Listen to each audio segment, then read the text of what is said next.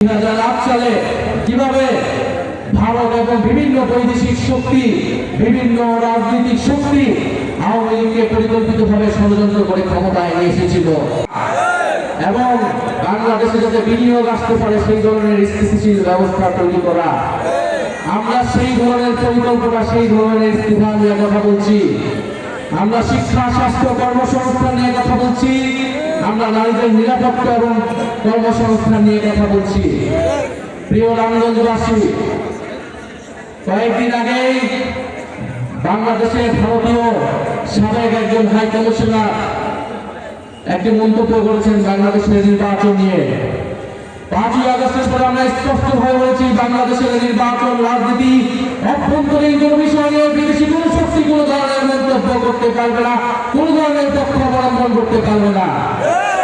কিন্তু তার সেই মন্তব্যে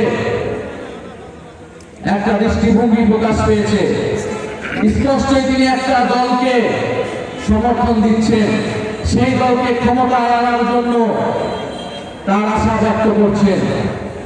আমরা এর আগে দেখেছি 2008 সালে কিভাবে ভারত এবং বিভিন্ন বৈদেশিক শক্তি, বিভিন্ন রাজনৈতিক শক্তি আওয়ামী লীগকে পরিকল্পিতভাবে ষড়যন্ত্র করে ক্ষমতায় নিয়ে এসেছিল।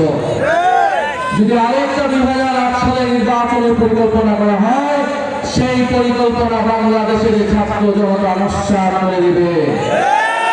আমরা বলেছি এবারে নির্বাচন 2008-এর মতো হবে না, এবারে নির্বাচন হবে 91-এর মতো। 91 সালে একদল তাদের মন্ত্রিসভা সাজিয়ে বসেছিল, তারা সুনিশ্চিত ছিল তারা ক্ষমতায় আসবে। এবারও আমরা একই রকমের পরিস্থিতি দেখতে পাচ্ছি, একই দল শিওর তারা ক্ষমতায় আসবে।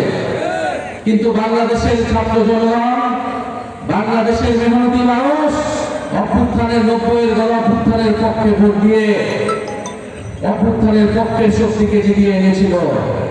ইনশাআল্লাহ এবার বাংলাদেশের ছাত্র জনগণ জুলাই গণ অভ্যুত্থানের পক্ষের শক্তি, ইসলামের মূল্যবোধের পক্ষের শক্তি, বাংলাদেশ পন্থীদের পক্ষে ভোট দিয়ে তাদেরকে সরকার গঠনের সুযোগ করে দিবে।